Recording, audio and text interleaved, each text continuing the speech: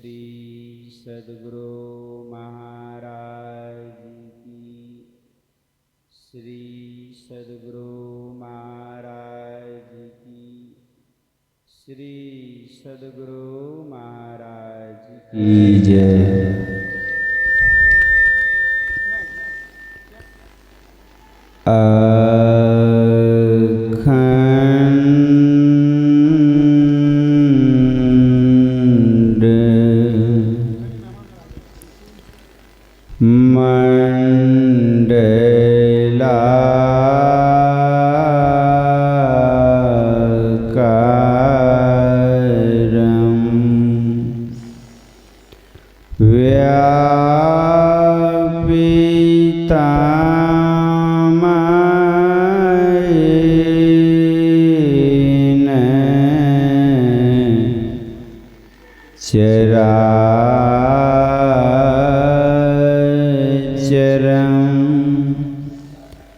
तत्पदं दर्शितमयेन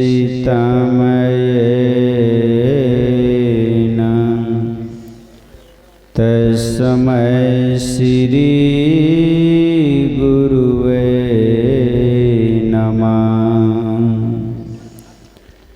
धन्य धन्य सद्गुरु सुखद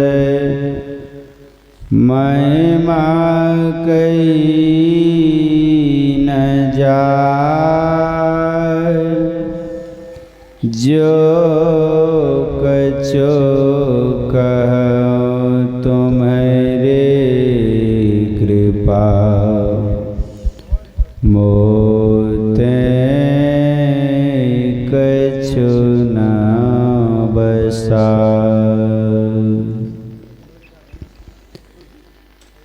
सृष्टि के कण कण में व्यापक परमात्म स्वरूप परम पूज्य परमाराध्य श्री सद्गुरु महाराज जी के त्रैलोक पावन युगल श्री चरण कमल में मैं सत सत नमन करता हूँ।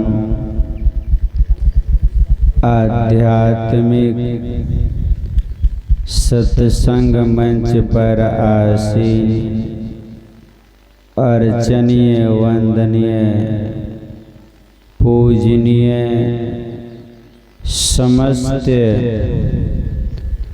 गुरुजनों के पावन श्री चरणों में मैं सत सत नमन करता हूँ। सत्संग सद्ज्ञान महायज्ञ में पधारे हुए परम आदरणीय प्यारे धर्म प्रेमी सज्जनों, विद्वत जनों, बुद्धिजीवियों एवं शक्ति स्वरूपा परम पूजनीय माताओं, धर्मशीला बहनों तथा प्यारे प्यारे बच्चों, नौजवान साथियों, आप समस्त श्रद्धालु भक्तगणों के पावन श्री चरणों में मैं सत सत नमन करता हूँ और व्यासपीठ की ओर से आप समस्त श्रद्धालु भक्तगणों का बहुत बहुत हार्दिक स्वागत वंदन सादर अभिनंदन करता हूँ। परम पूज्य गुरु महाराज जी की असीम अनुकंपा से अभी हम लोग स्तुति प्रार्थना ध्यानाभ्यास के पश्चात पवित्रतम सद्ग्रंथ रामचरितमानस प्रथम सोपान बालकांड से पाठ श्रवण कर रहे थे। महायोगी भगवान शंकर की पवित्र वाणी हम लोग श्रवण कर रहे थे कि जिस समय धरती पर विविध प्रकार का अत्याचार बढ़ गया, भ्रष्टाचार बढ़ गया, चारों तरफ अधर्म की वृद्धि हो रही थी, चारों तरफ अनर्थ हो रहे थे, जिसका चित्रण किया गया है कि जब जब हो ही धर्म की हानि, बाढ़ई असुर अधम अभिमानी। इसी को प्रकारांतर रूप से भगवान श्री कृष्ण श्रीमद् भगवद गीता में कहते हैं कि यदा यदा ही धर्मस्य ग्लानिर्भवति भारत अभ्युत्थानम अधर्मस्य तदात्मानं सृजाम्यहम् परित्राणाय साधूनां विनाशाय च दुष्कृतां धर्म संस्थापनार्थाय संभवामि युगे युगे। भगवान श्री कृष्ण भी कहते हैं जब जब धरती पर अधर्म की वृद्धि होती है, धर्म की हानि होती है, ऋषि महर्षि पीड़ित होते हैं, यह धरती प्रभावित होती है, तब तक हे पार्थ युग युग में मैं धरती पर अवतार लेता हूँ। जब जहाँ जिस रूप की, जिस अवस्था की मुझको जरूरत पड़ती है, उस रूप में, उस अवस्था में और उस कालखंड में मैं धरती पर अवतरित होकर ऋषि महर्षि का, साधु संतों के दुखों का, अशांति का जो सबसे बड़ा प्रबल कारण होता है, उसको हम नाश करते, राक्षसों का हम अंत करते हैं, भक्त जनों का हम उद्धार करते हैं। जो बात भगवान श्री कृष्ण गीता में कह रहे हैं, वही बातें रामचरितमानस में भी कही गई। तब तब प्रभु धरहि विविध शरीरा, हरहि नाथ सज्जन के पीरा। तब तब प्रभु धरती पर अवतरित होकर जो विविध शरीरा, विविध शरीर में, विविध रूप में, विविध शक्ति सहित भगवान धरती पर अवतरण लेकर के सृष्टि के कल्याण का काम करते हैं। भगवान सृष्टि कल्याण के लिए, मानव कल्याण के लिए धरती पर कभी भगवान मीन रूप में अवतार लिए, धरती पर भगवान कभी वराह रूप में अवतार लिए, कभी भगवान कच्छप के रूप में अवतार लिए, कभी भगवान इस धरा धाम पर जो हैं नर के रूप में अवतार लिए, कभी कपिल के रूप में अवतार लिए। तो ऐसे करके भगवान मुख्य रूप से धरती पर विशेष शक्ति के सहित कम से कम भगवान जो 23 बार अवतार ले चुके हैं। 24वां अवतार की इंतजार यह सृष्टि कर रही है।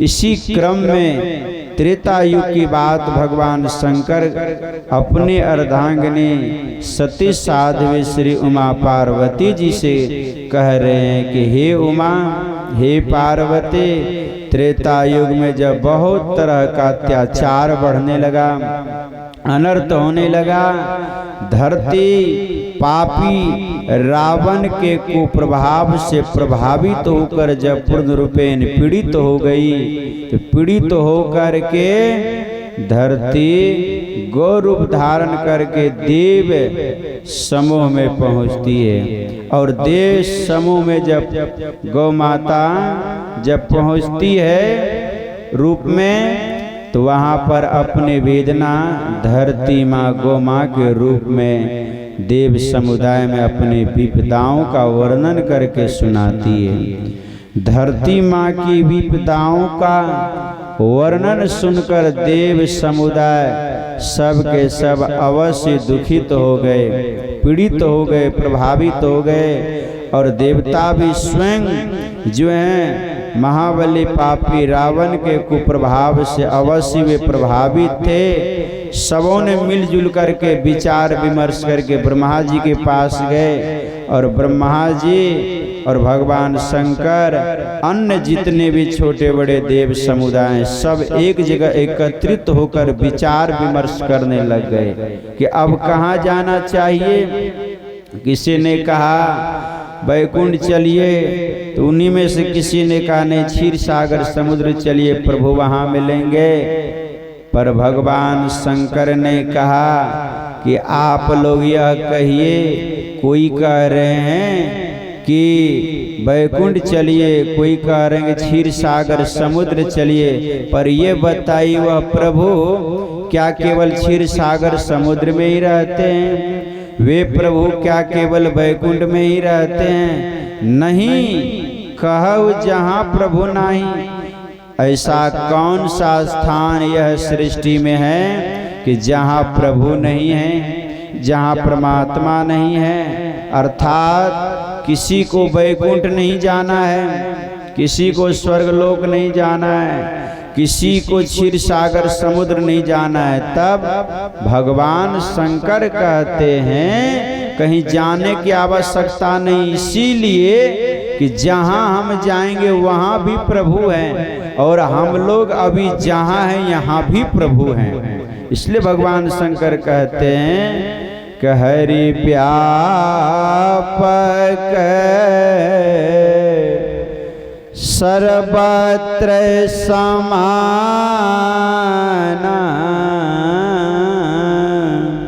प्रेमति प्रगट होई मैं जाना। भगवान शंकर कहते हरि व्यापक सर्वत्र समान। वह हरि यानी परमात्मा, ब्रह्म, खुदा, ईश्वर, अल्लाह, गॉड जिसको कहते का वह व्यापक सर्वत्र समाना व्यापक है। व्यापक माने जिस तरह हम लोग दूध को देखते हैं, दूध के रग रग में घृत व्यापक है। घी जो है ना दूध के रग रग में व्यापक है, पर हमें और आपको घी दिखाई नहीं पड़ती। दिखाई क्या पड़ती है? दूध। जिस तरह दूध के रग रग में घी व्यापक है किंतु हमें दिखाई नहीं पड़ती है, लेकिन मथानी प्रक्रिया के द्वारा माताएं दूध का मंथन करके उनसे घृत निकाल लिया करती है। तो जिस तरह दूध के रग रग में घी व्यापक है, तिल के रग रग में तेल व्यापक है, फूल के रग रग में सुगंध व्यापक है, मेहंदी के हरी पत्तियों के रग रग में लाली व्यापक है। उसी तरह गुरु महाराज जी कहते सब में व्यापक, सबते न्यारा, सब घट एक ही राम हो राम राम। उसी तरह कहा यह संपूर्ण सृष्टि में वह अखिल विश्व ब्रह्मांड नायक पूर्ण परमात्मा सूक्ष्म रूप से वह व्यापक है, वह समाहित है और सब में व्यापक होकर हमारे आपके अंदर में भी है। इसलिए कागभूषण जी महाराज कहते कि प्रकृति पार प्रभु सब और बासी, ब्रह्म निरीह बीरज विनाशी। कहा प्रकृति पार प्रभु सब उर्वासी, समस्त प्रकृति में भर कर प्रकृति से परे और सब उर सब के हृदय में वास करते हैं। भगवान श्री कृष्ण कहते ईश्वर सर्वभूतानां हृदय अर्जुन तिष्ठति भ्रामयन् सर्वभूतानि यंत्रारूढ़ानि आत्मायं। हे पार्थ, संपूर्ण भूत प्राणियों में प्रकृति जगत में अव्यक्त रूप से मैं व्यापक हूँ और सब में व्यापक रहते हुए हृदय से अर्जुन तिष्ठति, सबके हृदय में वास करता हूँ, उर में वास करता हूँ। इसी क्रम में गुरु महाराज जी कहते सब क्षेत्र क्षर अपरा परा पर और अक्षर पार में निर्गुण सगुण के पार में सत असत हु के पार में। अर्थात सब क्षेत्र में भी है, क्षर में भी है, अपरा में भी है, परा में भी है, पर इनके पार में भी है। निर्गुण में भी है, सगुण में भी है, इनके पार में भी है, इस पार में भी है, आदि में भी है, मध्य में भी है, अंत में भी है। अर्थात सब में ऐसे प्रभु वर्णन में आवे नहीं। प्रत्येक अनु लघु दीर्घ सर्व तनु प्रभुज जनु व्यापक गगन रहा है। गुरु महाराज जी कहते ऐसे व्यापक वह प्रभु है, वह परमात्मा है, वह ईश्वर है। इसलिए भगवान शंकर का हरि व्यापक सर्वत्र समाना, वह इसी तरह यह सृष्टि में व्यापक है और हम सब के उर में व्यापक है। इसलिए हे दीप समुदाय गण, कहीं जाने की जरूरत नहीं है। अर्थात हम सब इसी जगह एकत्रित होकर वह दीन बंधु, वह करुणा निधान, वह दयावान प्रभु के हम सब सामूहिक स्तुति करें, हम लोग सामूहिक विनती करें, हम लोग सामूहिक प्रार्थना करें, तो हम सबके प्रार्थना सुनकर दीन दयालु करुणा निधान प्रभु अवश्य प्रकट होकर दर्शन देंगे और हम सब के दुखों का हरण करने का प्रयास परमात्मा जरूर करेंगे। भगवान शंकर के विचार सबको अच्छे लगे, सबके मन में भागे। जब सबके मन में भागे, सबों ने स्वीकार कर का ऐसा ही हो, सब एकत्रित होकर भगवान की स्तुति करने लग गए। भगवान की स्तुति किए और स्तुति किस तरह किए हैं? भगवान श्री राम ने ही कहा है कि स्तुति किस तरह करनी चाहिए कि मम गुण गावत फूला कैसरीरा गद गद गीरा नयन बह नीरा। भगवान कहते हैं कि मम गुण गावत पुलक शरीरा गद गद गिरा नयन वह नीरा। कहा स्तुति करने के क्रम में, क्योंकि स्तुति को चौथी भक्ति कहा है कि चौथी भक्ति मम गुण गण करई कपट तजी गान। भगवान नवधा भक्ति जब उपदेश दे रहे थे मैया सबरी को, दूसरी क्रम में भगवान बोल रहे हैं कि चौथी भक्ति मम गुणगन करई कपट तजी गान। अर्थात स्तुति करना, प्रार्थना करना, गुणगान करना नवधा भक्ति में से यह चतुर्थ भक्ति है, इसको चौथी भक्ति कहा गया है। और ये कैसे? तो गद गद गिरा नयन वह नीरा। अर्थात जब स्तुति करने लग जाए, चाहे किसी देवी देवता की स्तुति करे, किसी भगवान भगवती की स्तुति करे, या किसी संत महापुरुष की स्तुति आप करें, जिसमें आपकी श्रद्धा, आस्था और विश्वास है, तो स्तुति क्रम में आपका शरीर पुलकित हो जाना चाहिए, रोम रोम खिल जाना चाहिए, हृदय आपका प्रफुल्लित हो जाना चाहिए और आंखों से प्रेमाश्रु के झरने झरना चाहिए। जैसे मीरा भगवान के गुण गाया करती थी और राहें देखती थी, कोई कहियो रे प्रभु आवन की, प्रभु आवन की, प्रभु आवन की, कोई कहियो रे प्रभु आवन की। आप नहीं आवे, चिट्ठी नहीं लिखी भेजे, का अपने भी नहीं आते हैं, चिट्ठी भी लिख के नहीं भेज रहे हैं, ऐसे करुणा कठोर हो गए क्या प्रभु?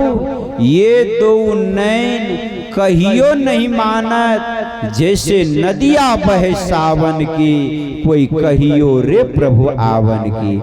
मीराबाई कहती थी, मैं अपने आंखें को बार बार समझा रही हूँ, ए आंखें तू बंद हो जा, तू आंसू मत बहा, पर कहियो नहीं मानत, कहीं भी बातें आंखें नहीं मान रही। तो फिर जैसे नदियां बहे सावन की, सावन भादों की नदी की तरह आंसू की धारा मेरे दोनों नेत्रों से प्रवाहित हो। किसके लिए?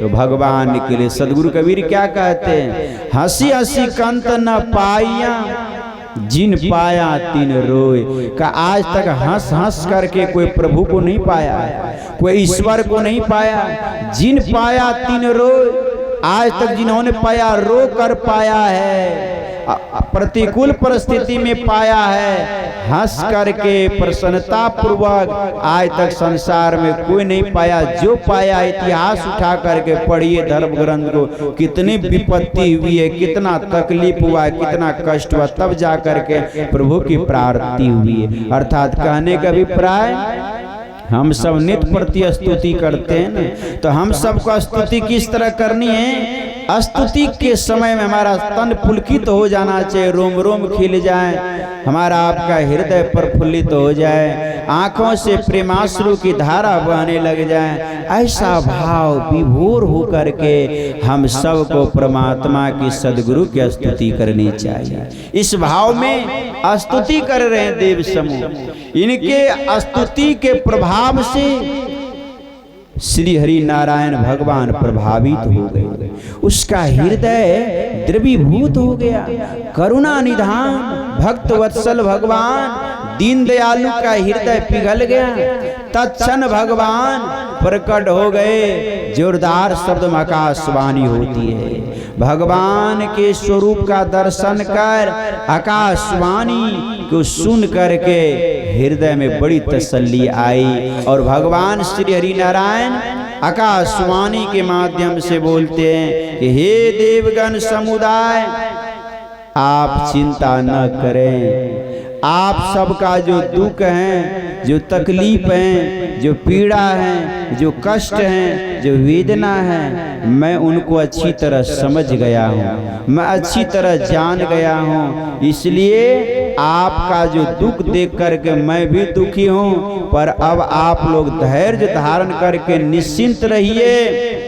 मैं शीघ्र ही अवतार लेने वाला हूँ। मैं आज से पूर्व ही मैंने वरदान दे चुका हूँ। अर्थात कश्यप अदिति महातप किन्ना, तीन कह मैं पूरब बर दिन्हा। मैंने पहले ही वरदान दे चुका हूँ। कश्यप अदिति ने महान तपस्या की है, मैं उनको वरदान दे चुका हूँ। और वे कश्यप अदिति जो किसी कालखंड में मनुष्य शत्रुपा भी थे, और वे अवतार ले चुके हैं कौशल्या के रूप में और कश्यप दशरथ के रूप में अयोध्या में। मैं शीघ्र ही महाराज श्री दशरथ के घर में अकेले नहीं, मैं 4 भ्राता सहित अवतार लूंगा। महर्षि नारद जी के वचन को मैं चरितार्थ करूंगा। 4 भ्राता परम शक्ति समेत मैं अवतार लूंगा, भूखा भार हरण करूंगा और आप सबका मैं कल्याण करूंगा। भगवान आश्वासन देते हैं, भगवान धैर्य बंधाते हैं और आश्वासन देकर का अब आप लोग यहाँ से अपने अपने गृह को जाइए, मैं शीघ्र अवतार लेने वाला। भगवान बहुत सारी बातें कहकर समझा बुझाकर देवगण को संतुष्ट करके हृदय में धैर्य बंधाकर भगवान अंतर्धान हो गए। भगवान के जाने के बाद हम सब भली भांति जानते हैं, अच्छी तरह से जानते हैं कि महाराज दशरथ अयोध्या के महान चक्रवर्ती सम्राट, ऐसे वैसे सम्राट नहीं थे। कैसे सम्राट थे महाराज दशरथ? सम्राट कैसे राजा थे?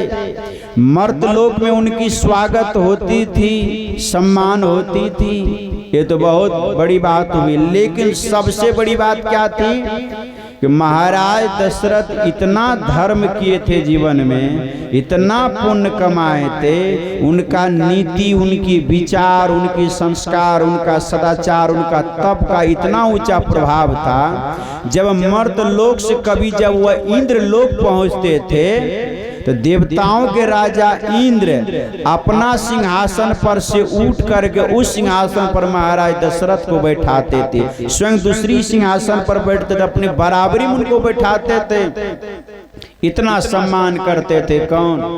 इंद्र सम्मान करते थे। किनका करते थे? महाराज दशरथ का। इतना बड़ा भूखंड का स्वामी, इतनी मान है, प्रतिष्ठा है, बल है, विद्या है, धन है, राज है, सब चीज परिपूर्ण है।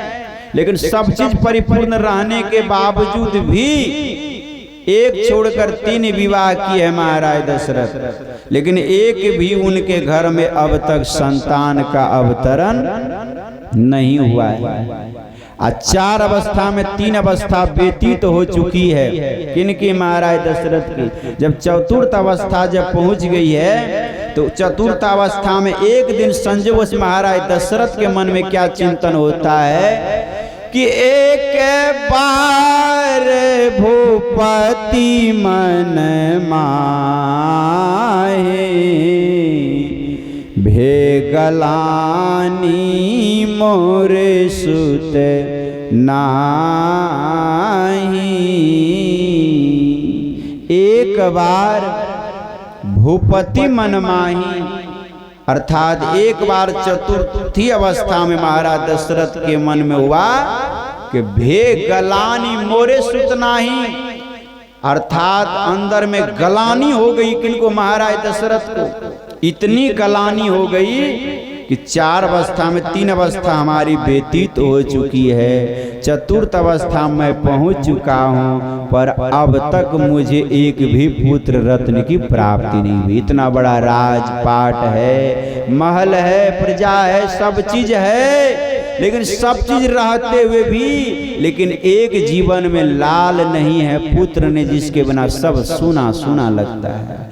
क्योंकि गुरु का श्रृंगार शिष्य होता है, भगवान का श्रृंगार भक्त होता है, राजा का श्रृंगार प्रजा होते हैं, पति का श्रृंगार पत्नी होती है, उसी तरह गृहस्थ का श्रृंगार संतान होता है, माता पिता का श्रृंगार पुत्र पुत्री हुआ करती है। अगर ये नहीं है जीवन सूना लगता है। ये इतना मन में चिंता सताने लगा। किसको?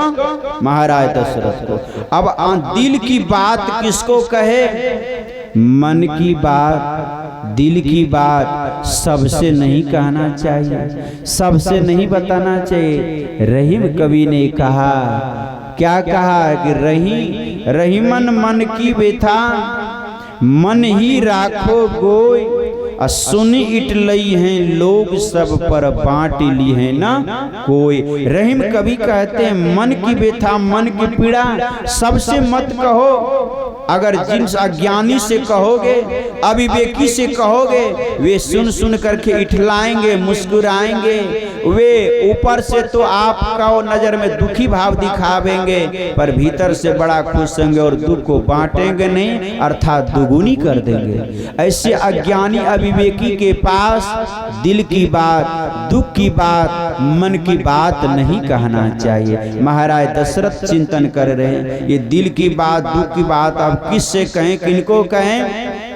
चिंतन करते हुए कहा नहीं, यह बात राजमहल में किसी से नहीं कहना चाहिए। तब का यह बात परम पूज्य गुरु महाराज जी से कहना चाहिए। गुरु महाराज जी कौन थे? उस समय कुल गुरु महर्षि वशिष्ठ जी महाराज। बस चिंतन करते हुए महाराज दशरथ क्या किए?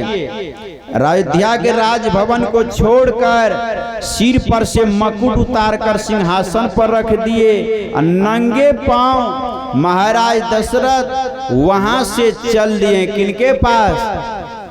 गुरु गृह तुरत गए महिपाला, चरण लागे करे विनय विशाला।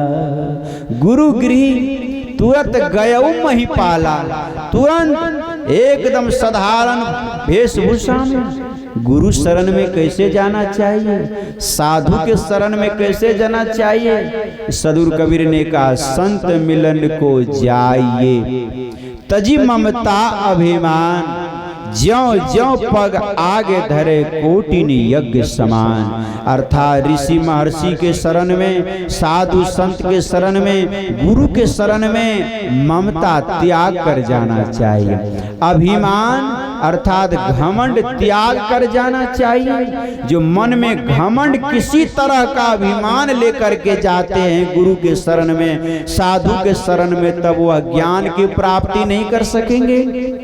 अगर विद्यार्थी मन में घमंड लेकर, अभिमान लेकर अगर कोचिंग में जाए, अगर अभिमान भरा हुआ है और शिक्षक के प्रति आदर के भाव नहीं है, सम्मान की भाव नहीं है, प्रेम की भाव नहीं है, शिष्टाचार की दृष्टि भाव उनके अंदर में नहीं है, तो वह विद्यार्थी कभी भी शिक्षक से वास्तविक शिक्षा और ज्ञान की प्राप्ति नहीं कर सकता है। उसी तरह जो साधक साधिकाएं, जो सत्संगी सत्संगिनी या आम पब्लिक कोई भी हो, लेकिन जो विनम्र होकर, शिष्ट होकर, प्रेम भाव से, जो एकदम कोमल भाव से गुरु के शरण में नहीं आएंगे, साधु के शरण में नहीं आएंगे, ऋषि के शरण में नहीं आएंगे, वे कभी भी ज्ञान की प्राप्ति नहीं कर पाएंगे। चाहे जिंदगी उसकी सत्संग में क्यों नहीं बीत जाए, लेकिन जिसका नाम अध्यात्म ज्ञान है, वह अध्यात्म ज्ञान को तो वही पावेगा।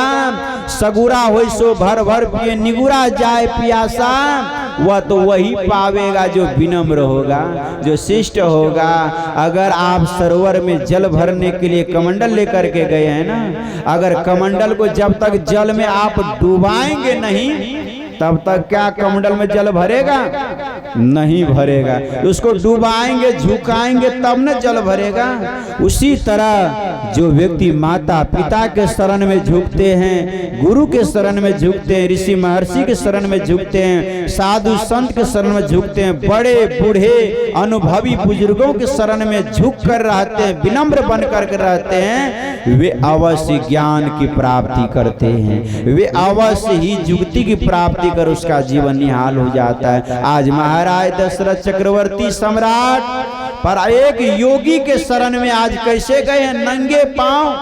कोई रथ नहीं लेके गए हैं, कोई हाथी घोड़ा नहीं है, कोई मंत्री नहीं है, कोई फोर्स नहीं है, एकदम अकेले नंगे पांव महाराज दशरथ चल करके गुरु के शरण में गए और आकर गुरु को चरण में चरण लागी करी विनय विशाल, आकर के चरण में झुककर प्रणाम करते हैं। राम कृष्ण से को बड़ा उन्हों तो गुरु किन, तीन लोग के वे धन्य पर गुरु आ गया दिन। ऐसे सर्वेश्वर परमात्मा भी धरती पर अवतार लेते हैं, गुरु के शरण में जाकर अधीन हो जाते हैं। गुरु के चरण में झुककर प्रणाम किए और प्रणाम करके विनय पूर्वक हाथ जोड़ करके अपने मन की व्यथा गुरु महाराज जी से सुनाते हैं कि निज सुख दुख सब गुरु ही सुनाए, कहे वशिष्ठ बहु विधि समझाए। अपने हृदय के सारी सुख दुख कहकर गुरु महाराज जी को सुनाते। गुरु महाराज भी हृदय के दुखों को सुनकर मन व्यथित हो गए, पीड़ित हो गए और शोकित होते हुए धैर्य धारण कर गुरु महाराज जी बहुत तरह से समझाकर महाराज दशरथ को संतुष्ट करते। महाराज कि धारहु धीर होई हाहि सोते चारी, त्रिभुवन सकल विदित भय हारे। हे राजन धरहु धीर हो यही सुत सारी, आप धैर्य धरिए, धीरे धीरे रे मना, धीरे सब कुछ होए। माली सींचे 100 घड़ा तो ऋतु आए फल होए। कौन कहते? सदगुरु कबीर साहब। अगर मकई में 3 बार खाद देना की बात है, 5 पटवन चाहिए, 5 पटवन यके रोज दे दीजिए और 3 बार का खाद यके बार दे दीजिए, क्या कामयाब होगा फसल आपकी? मक्का उपजेगी बढ़िया नहीं। समय पर खाद दीजिए, समय पर पानी दीजिए, समय आवेगी बाली निकलेगी, समय आवेगी मकई फलेगी, समय आएगी वे पकेंगे, समय आएंगे उसको काटेंगे, तब न फल प्राप्ति होगी। तो समय से ही न होगा। जरा विचार करें तो ऋतु आए फल हो, ऋतु आएंगे फल प्राप्ति हो जावेंगे। इसके लिए धैर्य रखना पड़ेगा। उसी तरह गुरु महाराज जी वशिष्ठ कहते, राजन धरहु धीर, धीरज धरिए होई हैं सुतचारी। एक के लिए कौन कहे, आपको एक साथ चार चार पुत्र की प्राप्ति होगी। त्रिभुवन कहा ऐसे वैसे नहीं, चार पुत्र जो आपके घर आवेंगे वो कैसे होगा। त्रिभुवन तीनों लोक में विख्यात आपका जो पुत्र होगा, उसका जो कर्म होगा, उसकी जो आचरण होगी, उनका जो प्रभाव होगा, तीनों लोक में विख्यात होगा, तीनों लोक में महान होगा।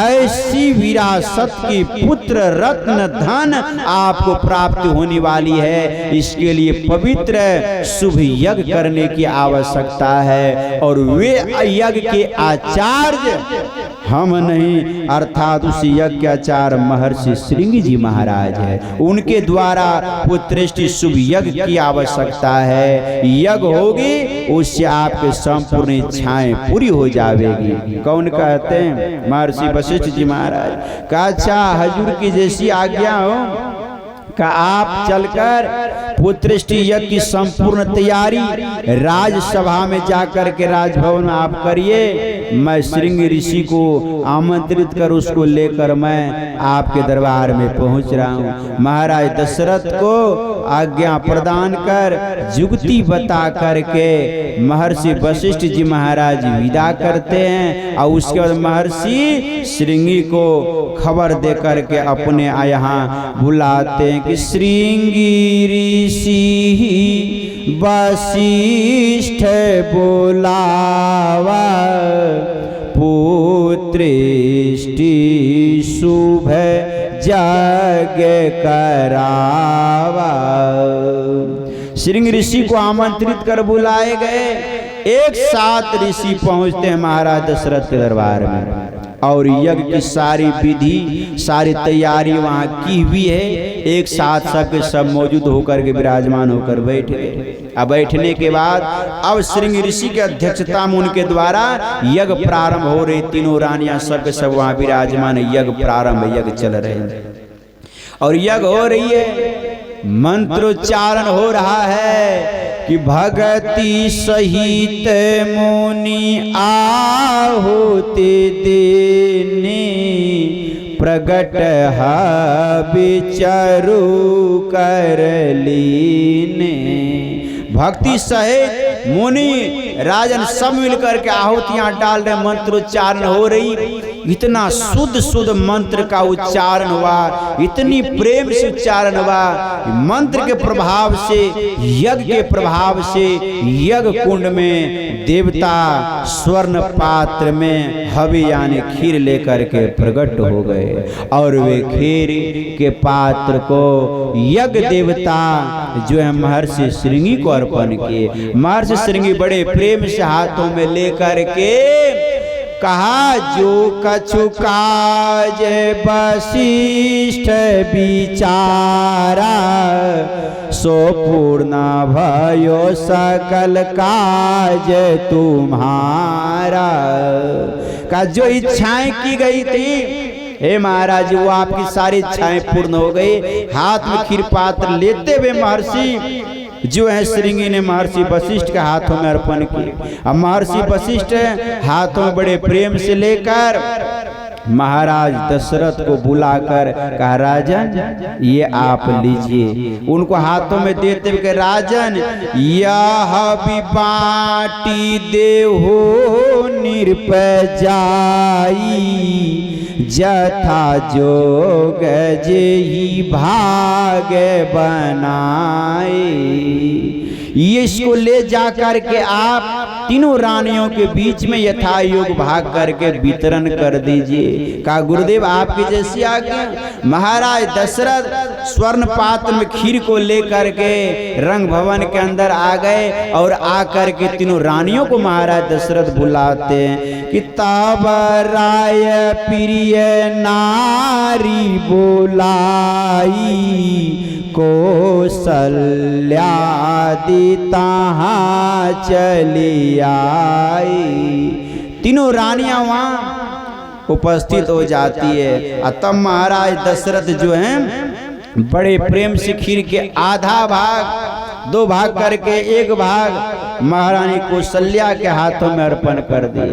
अब बच गए आधी भाग को जो है उनको 2 भाग किए और 2 भाग करके 1 भाग दे दिए किनको महारानी सुमित्रा को। अब आधी भाग जो बच गया उनका 2 भाग करके महारानी सुमित्रा के हाथों में देकर और उनकी सहमति से दोनों अंश दोनों भाग जो है महारानी केकई को समर्पित कर दिए। बोलो सच्चिदानंद भगवान की।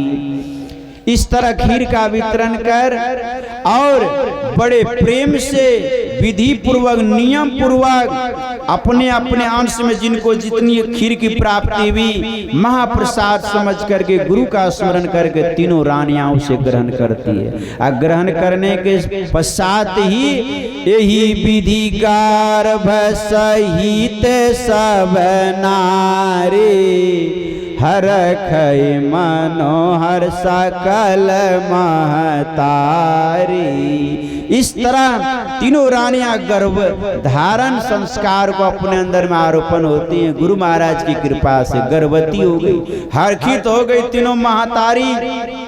अब जिस दिन से गर्भवती हो गई शरीर की सुंदरता बढ़ने लग गई, राजभवन में चमक आने लग गई, वातावरण अनुकूल होने लग गए, चारों तरफ एकदम जगमग होने लग गए कि जाहि दीन ते हरि गर्भ ही आए सकल लोक सिद्धि तह छाए।